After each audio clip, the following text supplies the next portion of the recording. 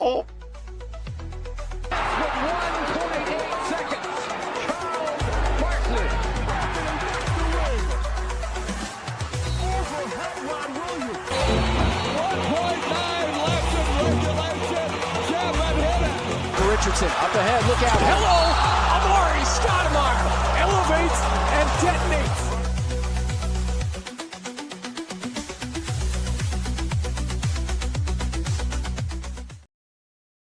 Hello, everybody, and welcome back to another episode of Suns Planet Pod. A big week for the Phoenix Suns as they went 2-1, getting some big-time victories after earlier in the week having a fourth quarter collapse versus the Atlanta Hawks. They bounced back and showed the world that in an NBA Cup game versus a top-tier team, they can do it right back, beating the Minnesota Timberwolves, scoring 8 points in 45 seconds and securing an NBA Cup victory, going 2-0 and going 2-1 on the week. An absolute fantastic week of basketball for the Suns towards the end after a little bit of a rough start, and we're here to break it all down on this episode with me, Bruce Velez, and Kevin Salute. Kevin, how you doing today? Good. I was telling Bruce that we could just talk about last night's game, and it will take us like an hour, right? But nice to be back, and I was almost a no-show today again because my alarm doesn't work. How does alarm on iPhones work? Why don't they work? Happy that we're doing this again, and I'm so excited to talk about stuff from last week. Although we lost one, but it's every time you come out in a 2-1 record, um, it's always a nice week. Yes, and I feel like comparative to like last year and the years past, where we've had these expectations of like, oh, we're gonna go 2-1 this week, and then we go 0-3, and we're like, how the hell did that happen? And we're just like breaking it down, and just yelling and getting mad. This year, I've like tempered my expectations. Like every week, I'm just like, oh, they're gonna go 1-2, and maybe they'll go 2-1, and then if they go 2-1, I'm just like, okay, I'm happy. Like that, like they did what I thought, or maybe they did better than I thought, and that's ultimately just like the joy that I've had with the Suns. They are currently 10-6, tied with the Timberwolves right now, currently for sixth in the Western Conference. And I'm really shocked, not only me, I feel like you, Kev, I feel like Jake as well, who unfortunately could not be here due to a work meeting, but will be here next week. I feel like a lot of these people, even many outside fans as well, did not expect the Phoenix Suns to be this dominant, to be this controlling on the offensive and defensive end. But it clearly has been showing that they have been able to be pretty solid. They're 9-5 in the Western Conference. At home, they're 7-2, 3-4 on the road. In their last 10 games, they are 8-2, which is just crazy to see for a team comparative to last year, where there were so many issues with this squad. That's so true. Oh my god. Anyway, I'm looking at our YouTube live, and it looks like we're on a portrait mode. It's like On the live, yeah, on YouTube. Gosh, I don't know how that's working.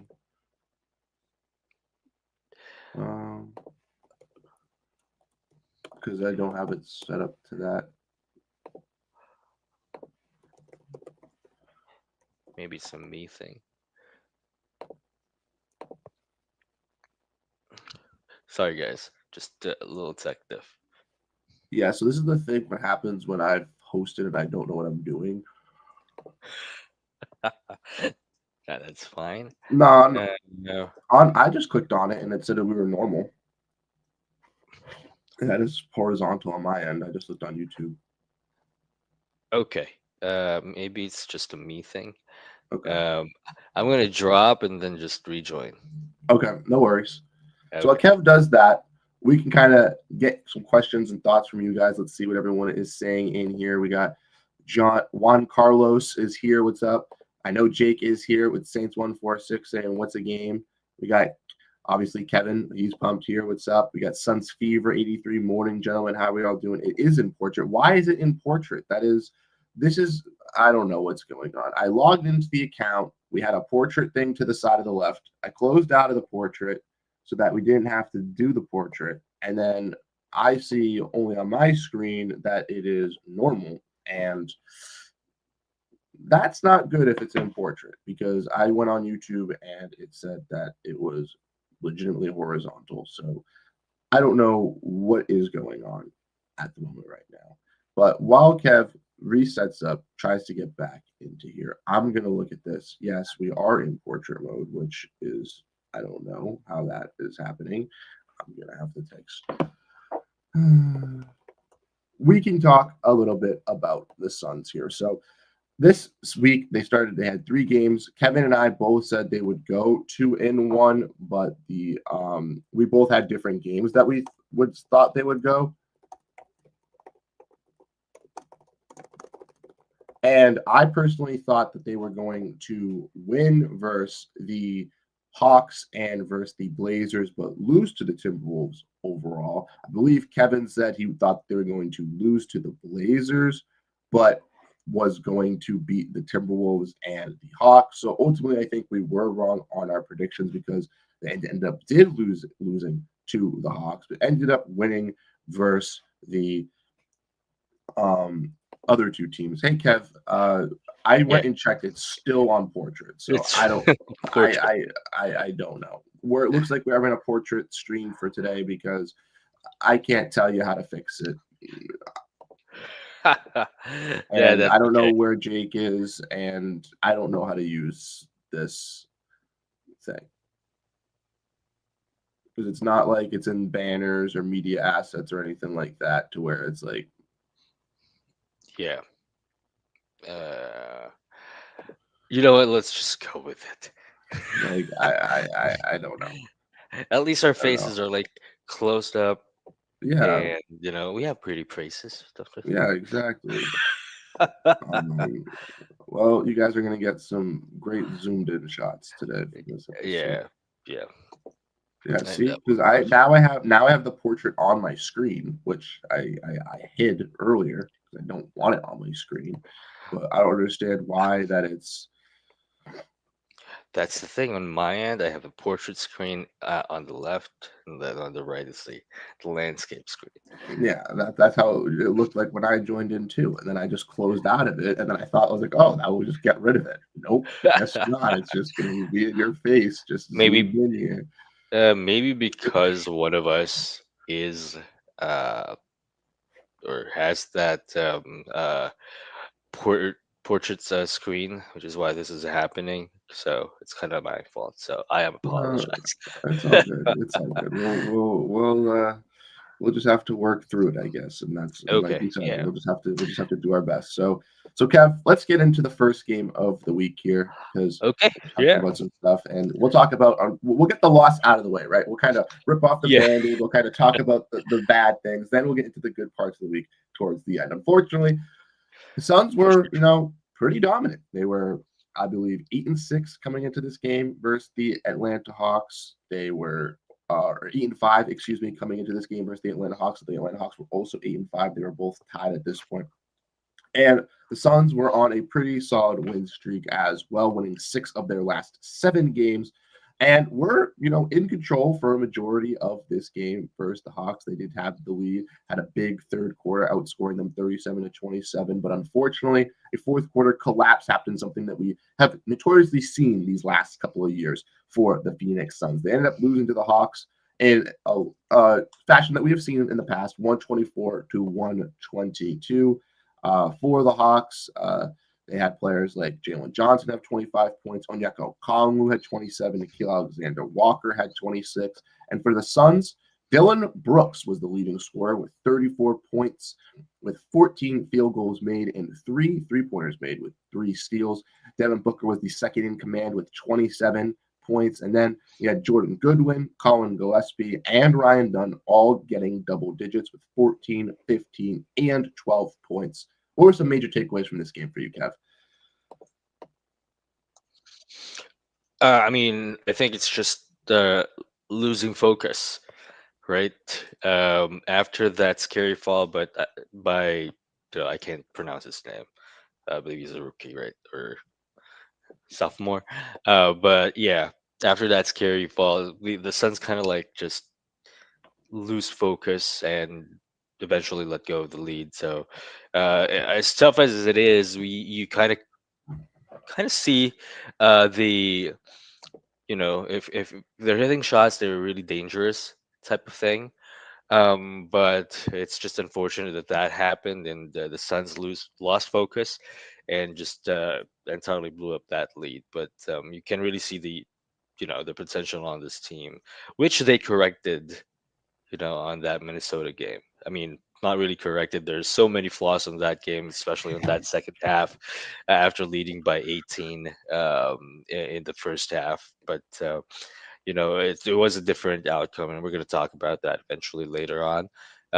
But so many things that they basically, made things right. The adjustment you can see there, right? From the coaching staff. So I'm not sure what I'm talking about anymore, but yeah, please.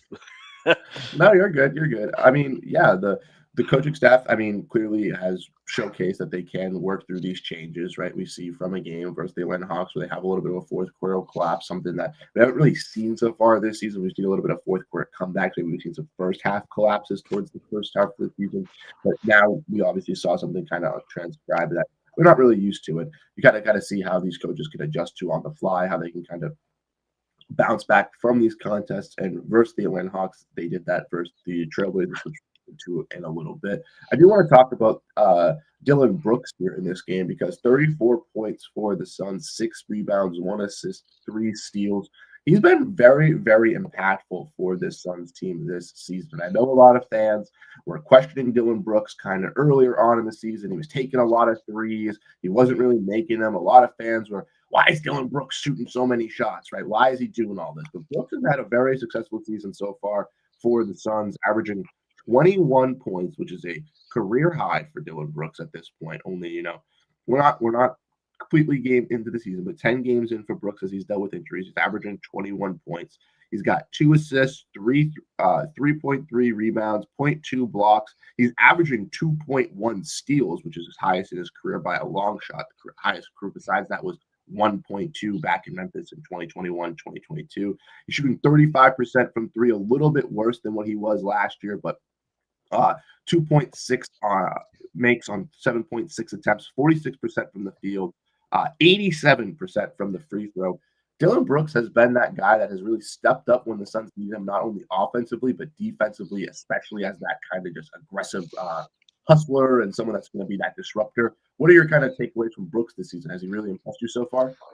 Yeah, really impressive. I know for a fact that I think that was a couple of pods ago when I was here, because I missed a few, right?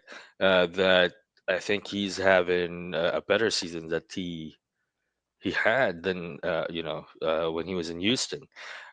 So, but EJ mentioned like a few games back that we don't have to be surprised by it because he did that in Memphis. Um, but it's kind of like he's always being overshadowed by like Jean Morant, let's say, or in Houston you have Fred Van Fleet and all those guys that are more dominant offensively. And the calling card for Brooks over the last few years is basically his hustle, right? But yeah, he's a scoring uh, menace as well, if given a chance. So, like we said before, it's just like Grayson Allen. I think it's just the system that's opening up, giving him opportunities to shine here. Mm-hmm. Yeah, he's really been great. I mean, versus the Pacers, he had 32 points. Then that next night versus the Atlanta Hawks, he had 34. Then once again last night, 22 points with 47% from the field, 4 for 5 from 3-point range, 5 rebounds, an assist, and 2 steals. He has been absolutely dominant. He's had a steal in every single game that he has played so far this season. As I'm looking at his stats, the highest he's had in a game this season is 4, which is just crazy to see. And you got to give credit to Dylan Brooks right there because he has stepped up when the Suns need him most. Yeah. So, Kev, let's get What's into the his next. wh- Oh, go what's ahead. his averages in terms of points? He's averaging 21 points. 21 points. Okay. All right. Not an all-star level, but you can really see the impact there because I was going to make an argument. What if Dylan Brooks you know, all season long keeps this up, right? Similar to Colin Gillespie and how I'm seeing like 6 months of or six not 6 months, sorry, six six uh what do you call that award? Six man. Sixth man player of the year, already having a buzz in there. So there, thanks for helping me Yeah, of out. course. I mean, But you know, like they said, there's no one's gonna watch an all star with Dylan Brooks I mean, he's been doing really good, and there. like Suns Yeah, Fever says here, we have a coach that knows how to best utilize our players, and I couldn't agree more. A guy in Jordan Ott has really brought out the best in all of these guys, from the top of yeah, the top, like the Devin Booker, the Grayson Allen, the Dylan Brooks, the guys that we expected to be the best, but also guys like Colin Gillespie and even Mark Williams, who has been absolutely fantastic in these games for the Suns and has been a key vital point for their yeah, defense and in their front court and for how stable they can be with their rebounding and stuff like that. yeah, for sure. Just absolutely insane. So Yeah, let's get into the next game here, Kevin. They played the Portland Trailblazers. They beat the socks off the Portland Trailblazers. Let's just put it that way. 127 to 110. Did not really seem to lose control of this game. Outscored them in the third quarter 36 to 21. And basically that was the deal. And the main difference in this game for the Suns was they learned, right? They had that little bit of a collapse there in the game with the Atlanta Hawks, but this game they were strapped down on defense and went up yeah, against one of the better defensive teams and did really, really solid. They had 19 steals as a team, which I believe was a record for the franchise or tied a record for the franchise. I know Ryan Dunn himself had 5 total steals, which was a career high for himself, being very impactful on that side of the ball. But then you had guys like Mark Williams, who had 15, 6 and 1 with 2 steals. Devin Booker with 19, 6 and 5 with 3 steals. Brooks had 12 points. Oso Ighodaro had a big fourth quarter run where he had 8 points and had 14 total points with a +7 and 4 rebounds. Colin Gillespie had 19. Jordan Goodwin had 10. And we've talked about this before, but when the Suns don't have a guy that goes off for 20 or 30, if they can have 4, 5, 6 guys that can go off for double-digit points, that offense is so spread out, it's hard for these teams to really stop them. And we've seen that in a lot of these games this year. And once again, another representative here in this Trailblazers game, in the Timberwolves game as well, which we'll get into a little bit. With Williams 15, Booker 19, Brooks 12, Ogudaro 14, Goodwin 10, Gillespie 19. That's 6 players in double digits, and 2 of them in Ryan Dunn and Royce O'Neal were 1 point shy of being in double digits. So that's just crazy to see the impact of how spread out this offense truly is with the ball. Definitely agree. And again, it's just a system that's working. That system that Jordan Ott is implementing with his Suns team is just really a fit to the roster. And it's not like last year when you have a coach that already has his like style, and then even though it's not the right group of players, you're just kind of like instill that those principles. So it was quite hard, so this is the advantage of having like a first time head coach, that they learn as they go, and and that's where they establish their identity, that they want to set, right? So kudos really to the coaching staff here, for making an adjustment from that Hawks loss and just pouring it on on the Blazers team. It was pretty close in the first half. They didn't, have that like a huge lead in the first half. It was pretty close for my taste. But as I remember, this was the game that I thought they were going to go down because of in the past, the physicality that these young players from the Blazers really apply. And that's, again, I mentioned this last year. These were the games that we were, or last week rather. These were the games that we're losing last year. These young teams, uh, just roughing the Suns off, and then the Suns would just lose composure. But in this case, no, it wasn't that case, which is really, really refreshing to see. Is it okay if we say this? Last year's team was soft compared to this team. Is that a Oh, fair for sure. adjustment to say? Okay, That okay, for sure. okay. Yeah. Just making sure because I feel like that's Uh, really like the main like just like being blunt and straight up. That's the way to say it. Yeah. Is That legitimately this team has that hustle. They have that heart. They are going to give it their all regardless if they're up 20, if they're down 10, they are going to be fighting. They're not going to let that physicality or these other teams that think they're younger that can think they can get the best of them come into their building and do so. And the Suns did that versus the Blazers. In the Blazers game, we got to see Tumani Kamara once again. Didn't have the flashiest game, only 6 points for them. Denny Avila has been very nice. Jaden Sharp had 29. So they were able to have some bucket getters on their own, but the Suns just unfortunately were just a little bit better, shot better for the field goal range. The 3-pointers for the Blazers, they only shot 24% compared to the Suns 35%, which was huge. Suns out rebounded them as well in this game, which is another big thing for this Suns team and has really helped this team as well. The turnover, cutting down on the turnovers has really helped this Suns team earlier in the season, so they're not giving up as many second chance points. Fighting on the offensive glass and having an actual competent center room is allowing them to get rebounds and control the paint, not only on the offensive end, but also on the defensive end, so that they can put that rim pressure. These are the little things that we did not see last year that are really translating to help them get some of these big time wins as well. Yeah, for sure, for sure. Really, really love what they've done in this game. Okay. And then lastly, Kev, let's get into the game of the hour. I mean, the win of the season, really the best win of the season. It wasn't pretty, but it was the best win yeah, of it the was season thus beautiful. far. It It was was beautiful. beautiful. Suns in a big game. Now I have to ask you this question before we get in. Do you respect the cup? I now respect Now the you cup. respect the cup. Okay, I'm glad. We better have some cup respecters in here because the Suns, let's just say, they respect the cup. They've had played 2 games in the NBA Cup. They played the Utah Jazz on Halloween night after getting embarrassed. And like Jake similarly said in our group chat, this game really reminded him of that Jazz game when they did lose, where they did have that little bit of a fourth quarter comeback. Unfortunately, lost in overtime. They bounced back on Halloween. They beat the Jazz. They get ready. They start the Cup 1-0. Now they take on the Timberwolves, a team Anthony Edwards, Devin Booker, the shooting guard. One battle is being heard around the world from the Suns and Timberwolves fans over on social media.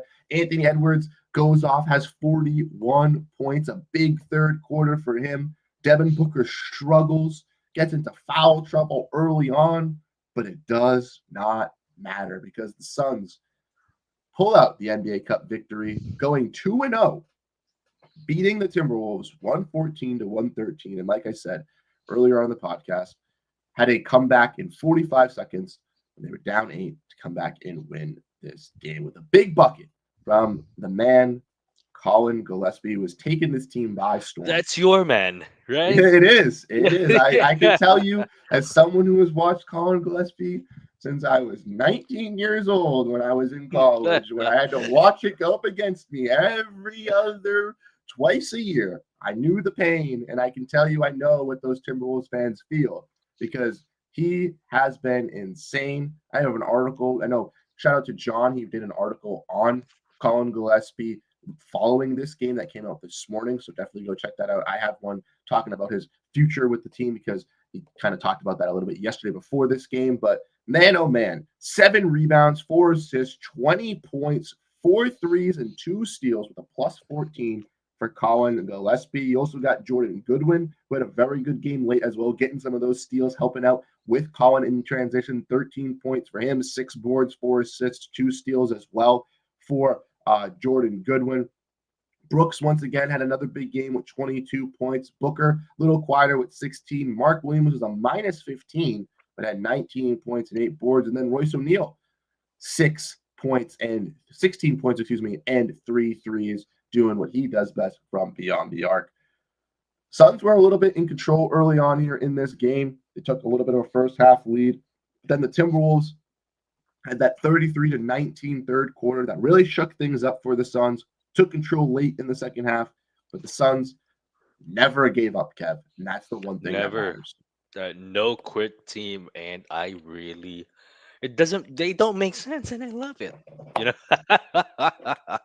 this Suns team is all hustle. They're not gonna quit, even though in their losses, right? I remember watching that Golden State game where they were down almost 30. Was it? I'm not Yep. over exaggerating, right? No. And almost came back to the game. Oh gosh. And I used this word last week to describe this team: resiliency. Yep. This team is pretty resilient.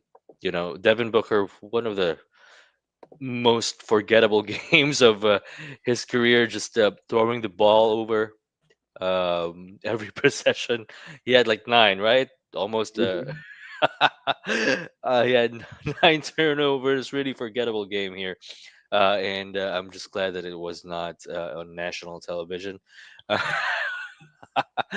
But and Dylan Brooks fouling out in the last few minutes of regulation.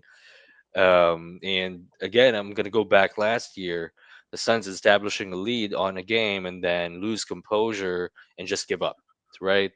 In this case, in the third quarter, I thought they were gonna give up when Minnesota jumped ahead, but no. Again, this team has no quit effort wise. Even if their shots were not falling as they did in the first half, they just slugged it out, and that's what you love to see on this team, right? Or about this team, really is the heart. So great game. It wasn't pretty win. Well, it was, but um, and the officiating in this game. I'm not one to always just blame the refs, but fuck, man, that's one of the worst flopping games that I've ever seen. I chatted like Justin from Fanning the Flames because I saw his story. He's at the game. Said Randall on that last shot tried flopping. That the flopping on this game was just really it's just shameless. Yeah, I saw a lot of Suns fans tweeting about the referees throughout the game. Obviously, very frustrated with that. I mean, it comes and goes. As a fan, I do see the frustration in those kind of moments, and clearly when they're trying to flop and do stuff like that, it's not fun if you're the fan of the opposing team. But I just can't seem to tweet about it anymore because I feel like it just goes. It's just tough because everyone on the one side is going to agree, but then the other side's just not going to agree, and then it just starts fights, and it's just ridiculous. And the officiating was definitely not the It greatest was yesterday. It was horrible, horrible. yeah. It was horrible. It was I mean, definitely horrible. you just don't say that because the Suns wasn't, most of those calls were in the disadvantage, right? But you can just, how can you reward a guy a timeout when he basically does not have beyond a doubt, or beyond reasonable doubt, that he has that possession of the ball. So yeah, and that's where actually it started, right? They were laughing and all that stuff. Rudy Gobert started acting tough when he's not, just picking on the smallest guy in the court. Yeah, yeah, with Colin uh, Gillespie, that was oh my absolutely god, like, ridiculous. can you believe that? That's ridiculous. Um, but yeah, things just started, to unravel on that Minnesota squad last night after that incident, and it lit the fire under Colin Gillespie and the team. And gosh, but my favorite, probably second favorite on that sequence in the last 2 minutes was the Colin Gillespie steal on the inbound by DiVincenzo. Uh, that was really cool to see, and then Mhm. just pass it off to Goody for a three from Dylan Brooks. So really nice. Yeah, it was a really, really intriguing game, and you got to give credit once again to the guys that are towards the middle end of the rotation, towards the bottom of the rotation, because like you mentioned, they're not giving up, they're giving that fight, and we saw that kind of last year with some of those other players, like a Cody Martin, right? I remember we talked about him last week on the pod, but like he was one guy that like kind of came in and made an impact because the Suns needed what he provided. You know what I mean? But I feel like this time the Suns have all of those players understand it, that this is what they need to provide. This is what they need to do. So they're all You're bought sounding in. like you're sounding robotic, Bruce. Maybe it's just me. I don't know if the stream sounds like that as well. Give me 1 second. Okay. Since says your audio is really bad, so Yeah, is that fixed now? that is fixed. Yes. Good. Yeah, it connected me to my. It does this randomly whenever we're recording. I don't know how, but my camera has a microphone attached to it, so it will pick up my camera mic while I'm talking instead of my actual like hypercast that I have like right next to me. So Well, technology is weird. So, yeah, and at least for me, I'm getting old. So I couldn't catch up, but that's okay. It happens. yeah. Don't worry So about it. I was saying basically the role players last year were like some of them could do the things that we needed, but now basically everybody on this team understands what they need to do on both sides of the ball, and they all understand that as a unit. So because of that, they're all willing to do that. Like a Gillespie is willing to fight and be relentless on the defensive end while also still looking to create shots and create opportunities. A guy like Dylan Brooks understands that, yeah, with Jalen Green out, he's probably got to be that second or third best guy there out on the court. But most times he can kind of take that step back, and if other guys are stepping up, he can let them kind of thrive, similar to a Royce O'Neal, similar to a Grayson Allen. And I feel like that's comparative to last year. It was kind of just that wasn't really understood, and I feel like that's where a lot of the problems really came into play with the Suns. Oh, I totally agree on that regard. I think the roles are clearly defined for everybody Mm-hmm. that's in the rotation, and they started getting that lead, and as well as on that Atlanta Hawks game, um, they started really pounding it on when the energy guys comes in, the Jordan Goodwins, the Isaiah Livers, Ryan Dunn in there. So really, when a team has a clear, you know clear assignments, right, for each and everybody, it tends to have like a good result, um you know as long as they embrace it. So I'm glad, again, going back to the coaching staff, kudos to them for really having the players bite into the system. Yeah, I'm very happy for what Jordan Knott's been able to do. I know a lot of people. Let's take a time step back to when Brian Gregory was hired, and everyone, oh, Matt Ishbia is just hiring his best friend. Let's take a step back to when Jordan Knott was hired. Oh, the Michigan State connections. Oh no, we're just going to be a team full of Michigan State. Everything is going to be ruined. Where are those people now, and what are they saying? And who was saying from the beginning, let's not overreact. Let's take a step back. Let's see the evaluations. Let's see how these guys look in their jobs before we critique them. And so far, the Suns have been able to impress. They've taken those fans that were ready to take the pitchforks and force Osadaro out of town after he was starting. Get out of here! Get out of here! They're now calming down. They're realizing that the Suns are playing good basketball.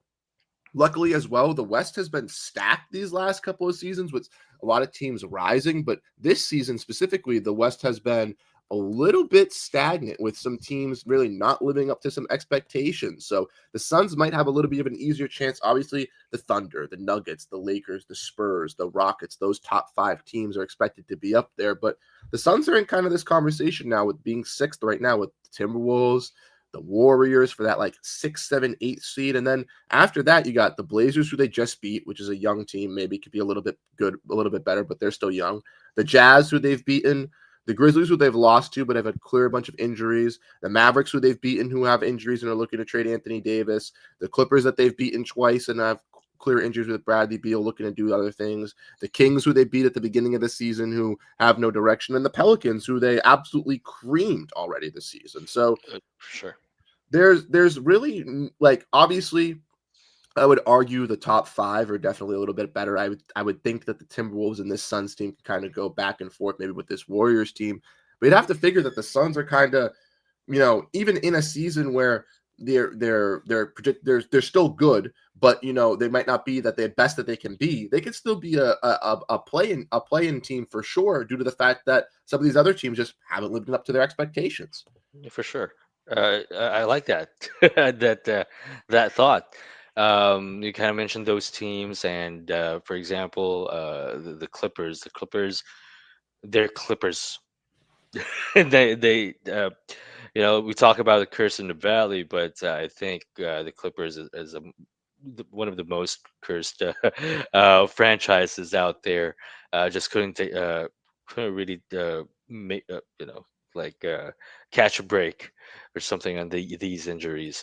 And then you have the Kings, who I thought was going to be pretty competitive, as well as the Grizzlies, but they haven't lived up to the expectations. So the Suns just have to take advantage on this strong start to this season, just feed off it, and hope for the best. But so far, they have exceeded expectations. Like I said, when the first time I came onto this pod a few weeks back, um, I try to temper my expectations, and I think I still do. But we're like how many games in, and you see this consistently with the Suns. um you know so it's kind of hard to temper expectations now, I'm telling you, right? But we'll see by the end of, or by trade deadline, as to where they're at. Maybe the expectations might be clear uh that time, if they're gonna go for it, at least be a playoff contender, and be buyers. um but we'll see. Yeah, that kind of leads me to this next thing that we'll get into in a little bit. But I also kind of feel the same way with you on tempering my expectations. I feel like that's how I've always really been this season with this team. I expected them to be, I think, the 12 seed or 11 seed earlier on, and then I moved it up to around the 10 seed, and I was comfortable putting them at the 10. Could have seen them maybe by the 9 or an 8, but I was like 10 just I feel like makes sense. Yeah. Obviously, they're out doing that, but I still got to see a little bit more, probably 25, 30 games Yeah. into the season to kind of really get that full evaluation, like you're completely saying. But you're talking about potentially being a buyer or a seller. So that leaves me to hear with this comment from the future becomes the present. So he says, are they a trade away from a good playoff team? Do you think that this Suns team kind of goes all in and on a trade, maybe like maybe it's like a smaller move, or maybe it's a Ja, a Trey, a LaMelo, one of those other point guards that's out there using that Jalen Green contract to take that next step? Or do you see them kind of being a team like, okay, even if we are a playoff team, we're still towards the bottom of the playoffs. We're clearly not in this top echelon with the Nuggets and the Thunder. So we're going to trade guys like a Royce O'Neal, a Grayson Allen, a Nick Richards to free up some more salary so that we can extend guys like Colin Gillespie, Mark Williams in the offseason. And then we could also integrate guys like Rasheer Fleming and Kobe Bryant to see what they could really do for this team. Yeah, I mean, it's a tough question to answer right now, because again, we kind of have to see an a full evaluation. The Suns haven't faced those top teams. They have faced Denver, right? Nuggets. Yeah, they lost. Yeah, and they lost, and we need to see how they fare against the OKCs, the Lakers, and all these other top teams, before we can really get a sense of what this team really is.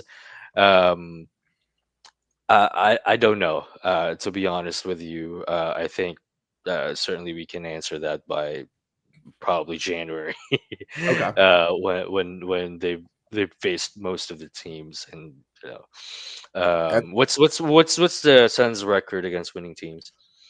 uh, I couldn't tell you. Let's take a look. So they beat the Timberwolves yesterday. They're a winning team.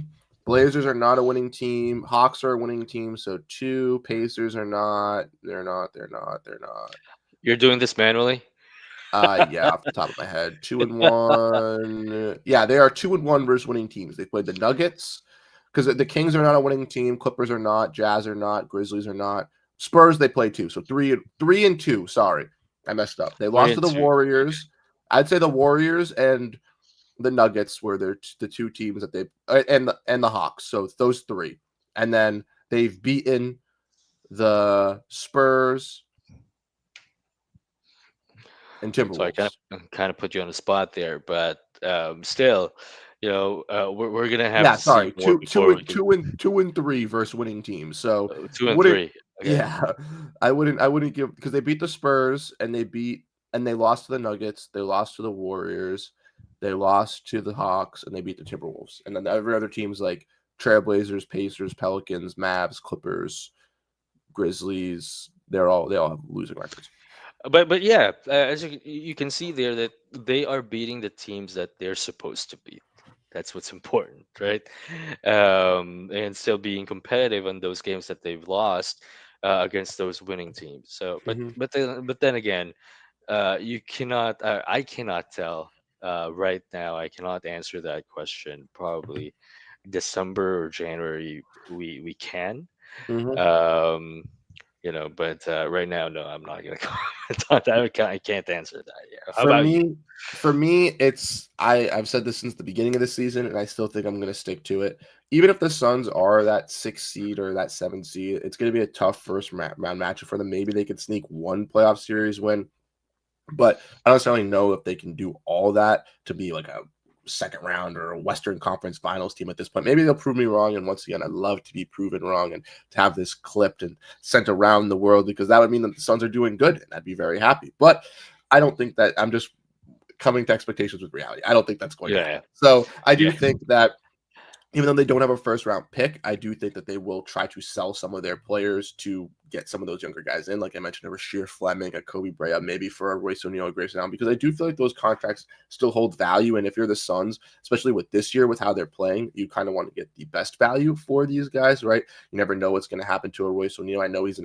expiring next year, but maybe he has a down year next year. Maybe since he is 1 year older at 34 years old, the defensive lateral quickness isn't fully 100% there. Or maybe Grayson Allen goes back into his shooting something. You never really know what could happen with these players. So I think it's best for the Suns to clear that money. It's $27 million. If you move off of Nick Richards' expiring contract as well, you can get cleared $32 million.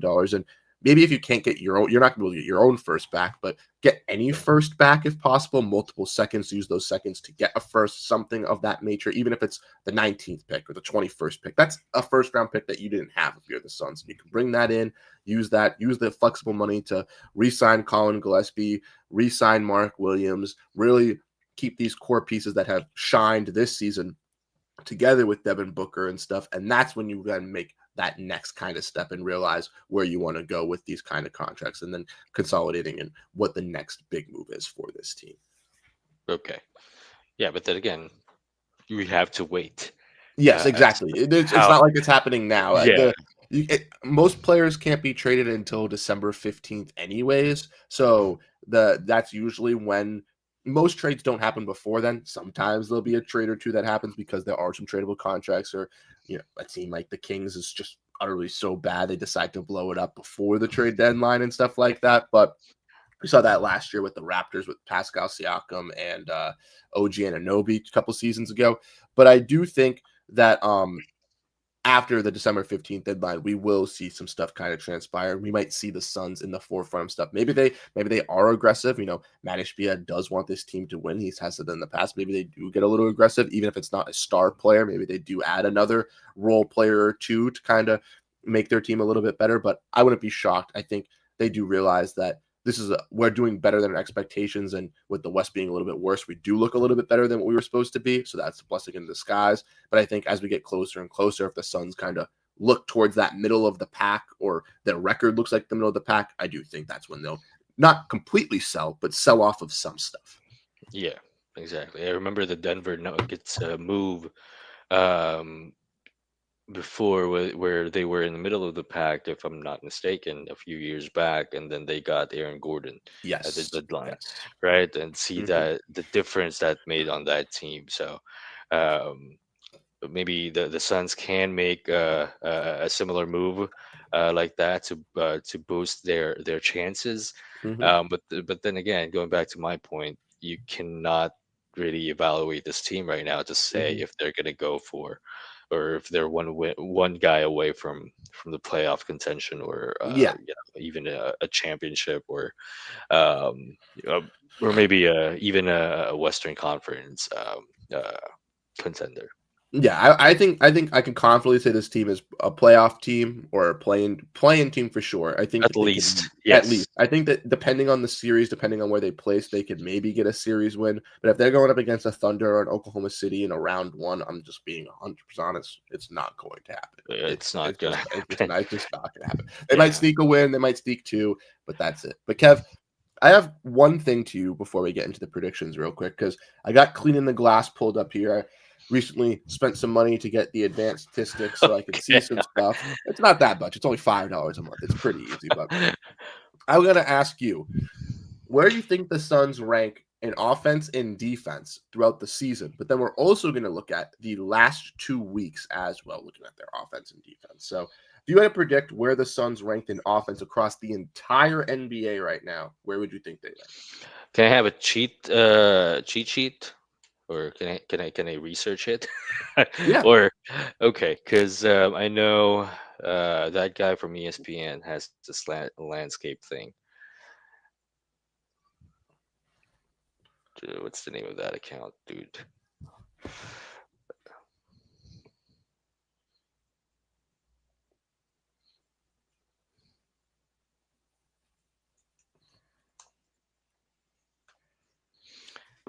If this was Jake hosting, no, you can't look at it.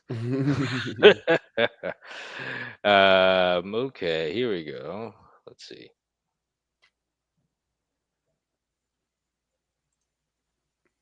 They are. Does it have to be specific, or can I say at least Yeah, you can say at all least. those stats that you mentioned? They're in the top 10. They are. They are seventh currently at a 119.5 offensive rating. What about defense? I think over the last few games, No, this is just in I'd total. say like around in total. I'm just gonna take a guess here.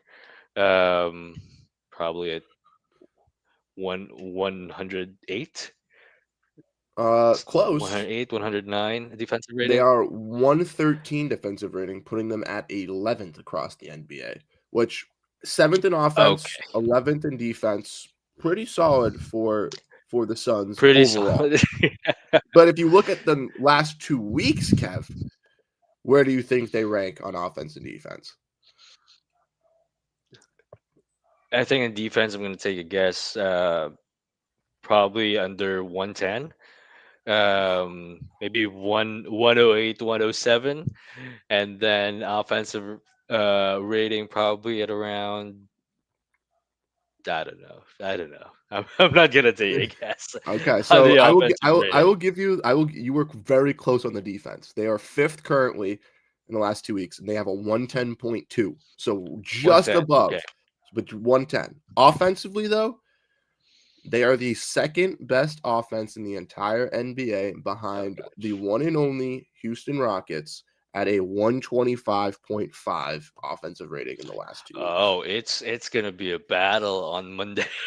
Yes, that it that is. that is gonna be a bloodbath, and that's in Peacock, right?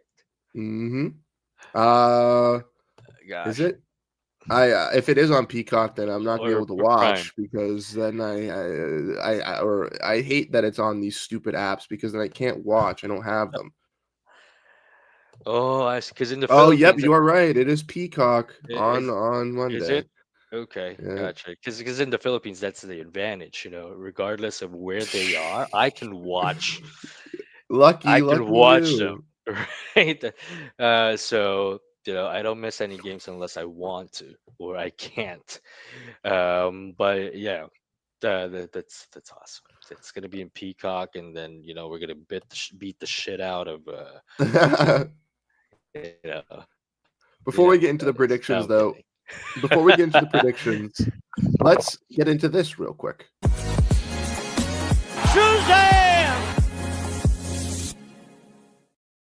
As we discuss the player of the weekend, we'll have to get some more drops because I was looking through here. We got no drops in we need a Colin Gillespie drop. I don't care what it is. We need a Colin Gillespie drop. We need some more stuff. So we're gonna have to figure out how to Yeah. do that. I don't know how to do that. We're gonna have to figure that out. But we're gonna need some stuff added. So that being said, though, we have the player of the week. Who is your player of the week, Kevin, for this week? Oh gosh, it's kind of hard when you're winning. Damn Peacock But is it's kind of Jake, tough as exactly. well when you're for sure. Let's see. I don't know, Bruce. Maybe you answer first, and I'm just gonna I'm lead seeing what off. the comments are saying, and I'm going with the comments. It's got to be Colin.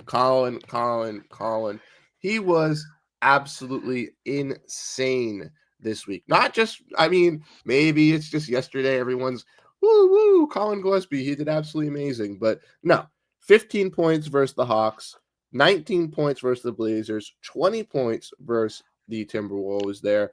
He made 8 threes in his last 2 games. He struggled a little bit versus Atlanta, but you look at the stats all around. He's been doing everything. He's got 18 rebounds his last 3 games. He's got 17 assists his last 3 games, 5 steals his last 3 games, 9 threes. I don't even know, 35 54 points in the last 3 games. What more could you ask for Colin Gillespie? Someone that, let's be real, came on a 2-way contract. Not many people knew, had a struggling rookie season, went undrafted, but has been that diamond in the rough for the Phoenix Suns, and they're willing to invest in him by giving him these minutes. It was even said by Jordan Ott at the end of the game that when Booker were out and Brooks was out, that they knew they were going to Colin on this game winner. They had it drawn up. This was going to be his opportunity, and he made the most of it in that clutch shot last time. Not the first time he's done it either, but just great to see for not only the growth of the Suns in general, for the fans, but for the growth of Colin himself. I know after the game, he tweeted out, "Great game," was very excited. Mark Williams even had a little bit of a meme that he tweeted out saying, "Don't worry, it's okay. Don't worry, everybody freak out. It's just Colin Gillespie." So just loves to see the vibes from the team and what he's been able to bring here to Phoenix in just a short tenure. And I can't wait to see what he's going to be able to do long-term with the Suns, because I do think he's going to be here for the next couple of years. Yeah, I truly believe that as well, and you know, kudos to the Suns for really just securing him, right? Because he was not a two-way guy, so I love it. Colin Gillespie is not. I saw this tweet um, after the game yesterday. He's just not. He's no longer like a Cinderella story, right? Mm-hmm. He has game. He, but yeah, just to be. I mean, I totally agree. That he should have it, but of course we cannot be on the same side, right? When playing, when choosing the player of the or Shazam player of the week. So I'm gonna go the other way. All right, his backcourt partner. That'll be Jordan Goodwin, not the not your typical selection, right? But over the last 5 games, 7.4 points per game, 3.9 or almost 4 rebounds a game, and then assist 2.1. But there's something that you know he brings when he comes to the court, and that's energy. That it can't be measured by the stats, right? The energy, the hustle, and all the intangibles that you want from that position on that role. He's giving the Suns an extra boost for sure. So that's my player of the week. Yeah, I love Jordan Goodwin. He's been huge for this Suns team. Obviously, reunion for Goodwin, and as he spent a little bit of his earlier career here in Phoenix, but going for that kind of redemption tour here and taking the most of it. Like we said, yesterday, 6 for 9 from the field in the game. The game before that, 4 from 10, 14, 6 for 9 from again. Legitimately, last 5 games, 13, 10, 14, 10, 13, all double-digit scoring. 5, 6, 9, 7, 4, 6 rebounds, 4, 1, 2, 5, 2 assists, 2, 3, 1, 1, 1 on steals. Just absolutely across the board has been able to do what he was brought onto the Suns team to do. Be that disruptive point guard, kind of be that secondary a distributor alongside Colin Gillespie, and I'm very, very happy that he's been able to stick around and he got the spot that he well fully deserved here in that training camp battle, and kind of fits the Yeah. role that we need at that defensive guard as well. So before we sign off, Kevin, we just got the predictions. So the Suns, we have been predicting. We've gone a little bit lower. They've outdone our expectations. But this week, comparative to the last couple of weeks, we actually have some tough opponents. We have the Spurs once again tomorrow. They have no Victor Wembanyama, no Stefan Castle, no Dylan Harper. So a little bit of a weaker team. Sorry for the sneeze there. But That's how you sneeze? Oh my god. well, I My didn't want to sneeze on the camera, so I held it in. But my my face is as controllable, it'll just explode when I have to. I don't have that luxury of being able to keep it down. yeah, I had to control that one real quick. What was that? That says Jake. But the Spurs, a little bit beaten up, Yeah. taking on the Suns. And the Suns are at home. Then they take on the Rockets for the first time in the season. Kevin Durant will be coming to Phoenix on Monday for that back-to-back. Suns, I would expect not to play Mark Williams in both games, so keep an eye on which game Mark Williams does play. Maybe he doesn't play versus the Spurs because they have no Wemby, or maybe they use that to their advantage and hold them out versus the Rockets. But with the Rockets having a lot of size with Sengun and Adams, I would expect Williams to play in that second game. And then we have 2 NBA Cup games like we just had on Friday, this last game yesterday. 2 more coming up this week. We got the Kings on Wednesday on the road, and then we have the Thunder on the road next Friday night. The Suns do get into another back-to-back next weekend with the Nuggets that next Saturday, but that game will be a part of next week. So 4 games this week. Technically 2 back-to-backs, but only 1 counting this week with tomorrow and Monday. But then they get a little bit of a break for Tuesday before they fly on their flight before they go into Sacramento and Oklahoma City. So what's your prediction, Kevin, for this week? 4 teams, 3 of them are all playoff teams comparative to what the Suns have faced this year. This is another set of challenge, and this is a tough stretch for the Suns here. They literally could go 0-4. But I'm not gonna go that way. I'll try and try to be optimistic, but something bad tends to happen when I'm optimistic. So, let's do. I think 2-2 is the best bet. I'd say we win the game against the Spurs because they're missing a lot of guys, and then another win against. I think there's going to be an extra motivation from the Suns when they face Kevin Durant that would lift them up, push them over the top. So, and that's at home, right? Mhm. So, yeah, I think they're going to take care of the next 2 games and then just lose the 2 later this week. Okay, so I'm gonna go a little bit different. Most weeks I've been not positive, but I'm gonna go 3-1 this week. I feel like they got this little bit of a wave coming in off of some of these bad teams. They beat the Timberwolves in a clutch game. I just have a weird feeling that they're gonna do good. And then watch this week, they go 1-3, and then I'm mad. But just watch. But I think You will lose your right to predict. yes, yeah. But I think they'll beat the Spurs, like you kind of said. I think they'll have some easier opponents. I think they'll be able to beat the Kings as well. The Kings have just been in some rough waters. And like you mentioned, I think the Rockets, especially because it's at home. If this was on the road, I'd feel a little bit more questionable about it because KD's at home, kind of Dylan Brooks and Jalen Green kind of going into Houston, but KD's coming into Phoenix. And we all saw how that worked with a guy in Bradley Beal when he first came to Phoenix. I don't think the same response is going to be given to Kevin Durant. Obviously, I think it'll be a little bit more positive for KD here in this return to the Valley, but I don't expect him to get the most pleasant welcome either. And I do think that the fans are going to be saying some stuff. I think it's going to be a little disruptive at the Mortgage Matchup Center, and I do think that the Suns will get the victory versus them. if they somehow pull out a victory versus the Oklahoma City Thunder, then we can start having some conversations about this Suns team, because the Thunder only have one loss still, and are still without their second best player in Jalen Williams. So they still have the potential to beat the Suns.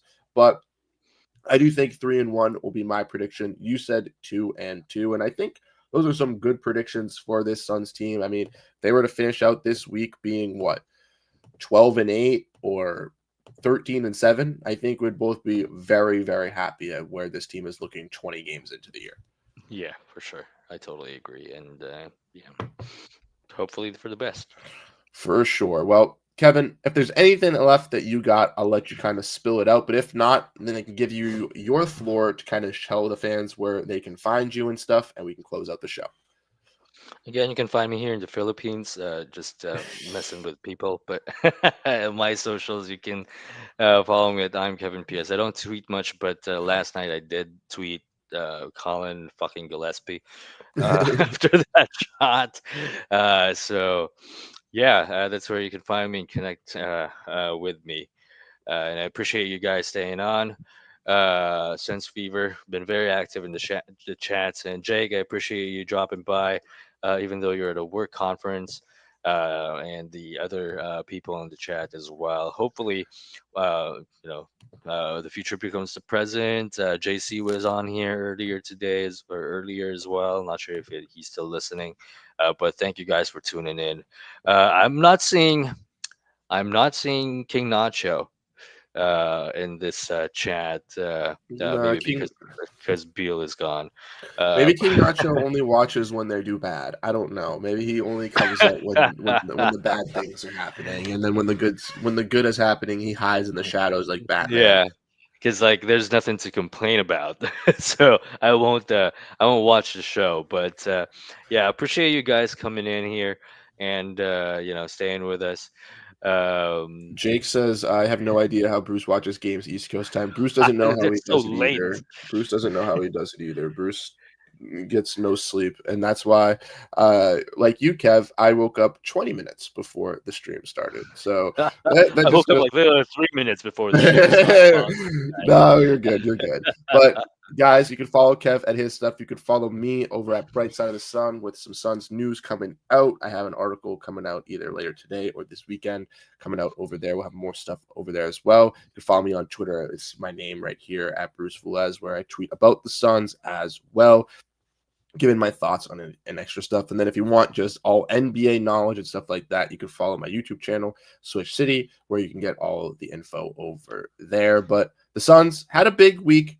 They kind of outdid our expectations once again, beating the Blazers and Timberwolves, losing to the Hawks, and are currently 6th in the Western Conference as we speak. Let's hope for another successful week here, and we'll catch you Planeteers later. Have a great one. Wherever you are, whatever you're doing, stay with us as the Suns get set to shine here on their home court. Here's Perry. The Gar Hurd. Here's the jump shot. Good! It's good! Al McCoy with you courtside. Pumped up a three. Suzanne! He ties it. Hey, D.A. Al and Tim up here. Happy birthday! Right. Yeah. I know it's over. Happy birthday, baby! Here's Cameron Payne out on top. Durant, three-pointer straight away. Suzanne! I just want to take this opportunity to thank everyone in this arena this afternoon, to all of those that are watching and listening on radio and TV. Thank you for allowing me to tell the story of the Suns for 51 great years. That pretty much wraps things up here. And for one last time, this is Al McCoy saying thanks for being there. Thanks for being with us tonight. And from the Footprint Center here in downtown Phoenix, we'll just say so long for now.